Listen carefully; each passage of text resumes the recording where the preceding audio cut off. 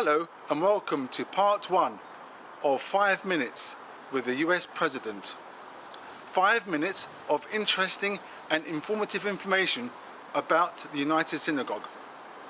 I began the interview with Stephen Pack, President of the United Synagogue, by asking him how the US Jewish communities differ from 20-30 years ago.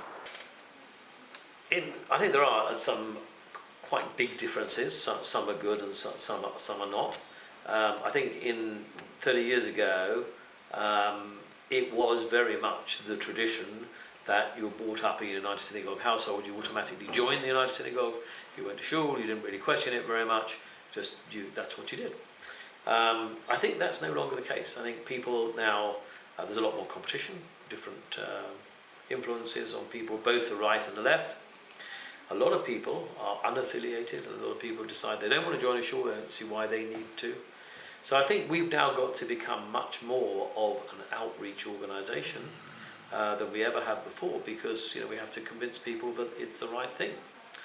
And I think that, in a way, has been very healthy for the United Synagogue, because perhaps for the first time over the last few years, we have had to identify what it is that we stand for.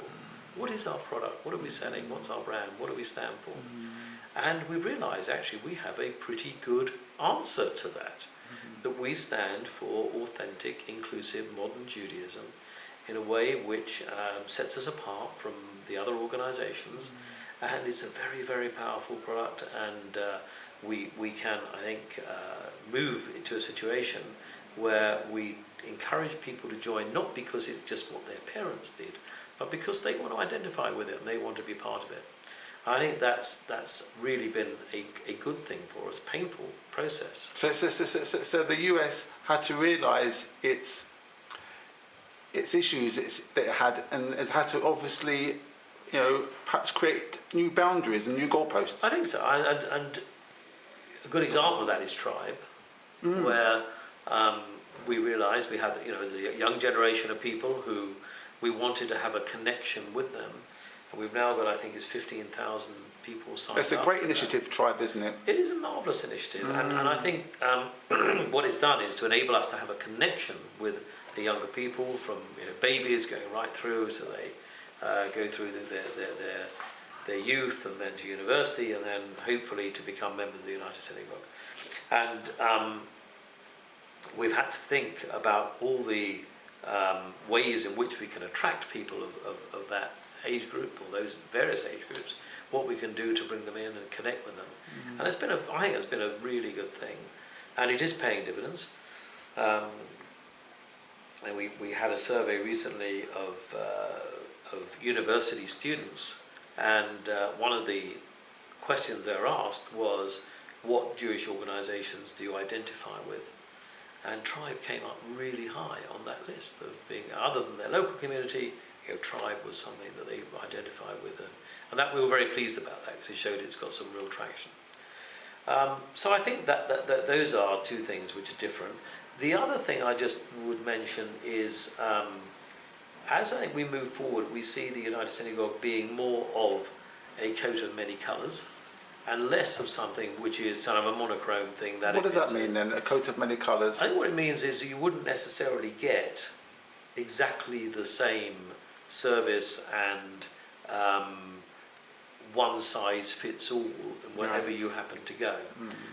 It's not a very kosher analogy, this, but I use it because most people understand what I mean. But the McDonald's analogy is the one we use. You go to McDonald's anywhere in the world, it's exactly the same. It's the same product, and you get the same. Well, I think what we'd like to say is that probably... Was that the case of the United Synagogue? I think that was, maybe if you go back a few generations ago, it was like that.